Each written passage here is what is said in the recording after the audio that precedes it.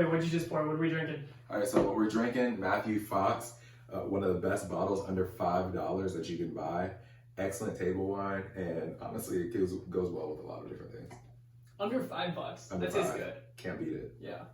So what are we talking about today? First up is GE. They're actually deciding to split into 3 different entities. One to focus on healthcare, one on aviation, and the last on energy. So essentially what they're doing is they're taking their company and breaking it into these 3 big branches, especially for the ones that are more profitable for them. Mm-hmm. I mean, in 2020, GE Healthcare was 24% of revenue for the entire company, but 60% of profit. The healthcare is clearly paying the bills of all of them, every single one. Speaking of bills, that actually is a perfect segue into our next topic. Merck just inked another deal with the United States. Merck has a deal. So Merck's made a medication for COVID, an antiviral medication that is going to specifically tailored and engineered to fight the COVID virus. And so the main point of it is to reduce hospitalizations.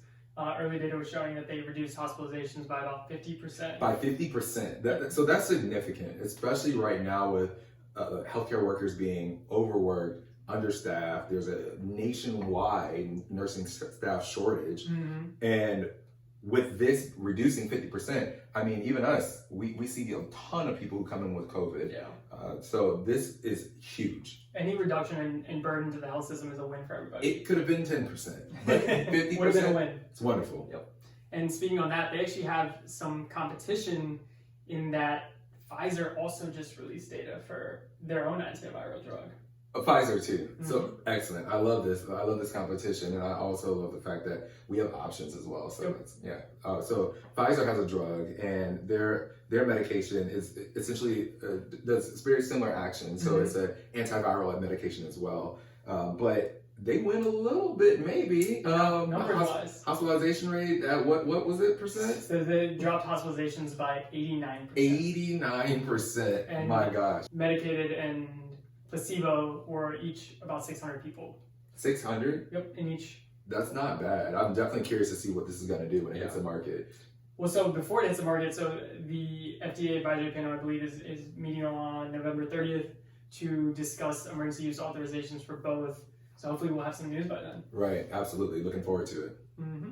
And speaking on Pfizer and kind of continuing that trajectory about Pfizer, they just got some good news in that their low-dose vaccine was approved for kids 5 to 11. Very, very nice. So now that the children of the world have an option for a vaccine, it's like a little baby dose for the babies. This is huge as well. This is very important. It really allows parents the opportunity to protect their kids, especially with going back to school, things being almost completely in person now, not much virtual anymore.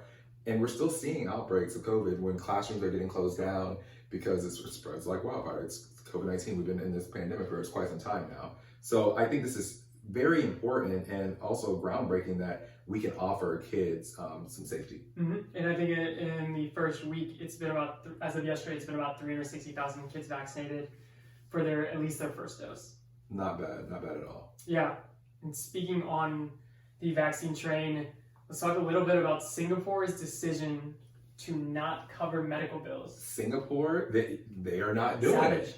They're not doing it. They're completely fed up. So, as of a couple weeks ago, Sonny, 84% of Singaporeans are vaccinated, fully vaccinated, not just an initial dose, fully. However, there are still that other 16% who are not. Now, granted, not all of those 16%ers are people who just do not want the vaccine, right? There are still a small population of people who do have true allergic reactions to different products that are within the vaccine, or just a reaction to the vaccine period, that allowed them to get the first dose and not the second dose because of the reactions.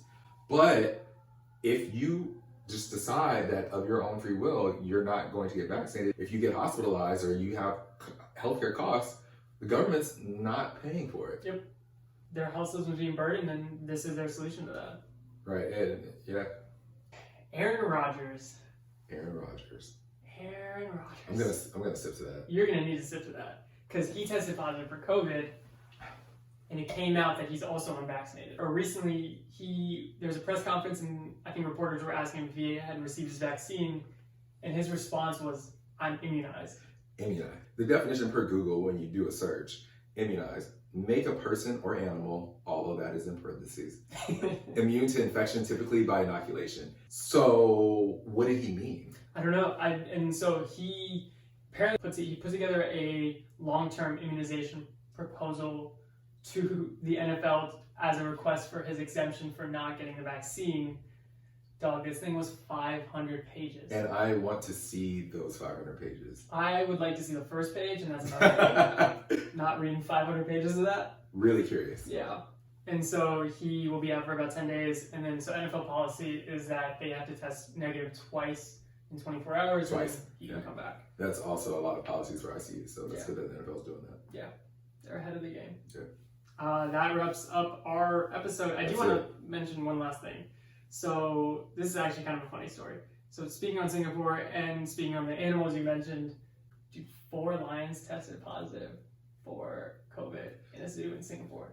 So are they knocking the lions out and putting a nose swab up? Or are they taking blood? What are they doing? And also, why are they testing the lions? Are they coughing? Yeah, are they symptomatic? Are they symptomatic? I read the headline and I was like, there's so much to unpack here. That's interesting. Yeah. Vet colleagues, please help us out. Yeah. Help us. Any vet, large cats, help us. Yep. We need you. That wraps up this episode. Thank you so much for joining. All right, thanks, guys. Until next time.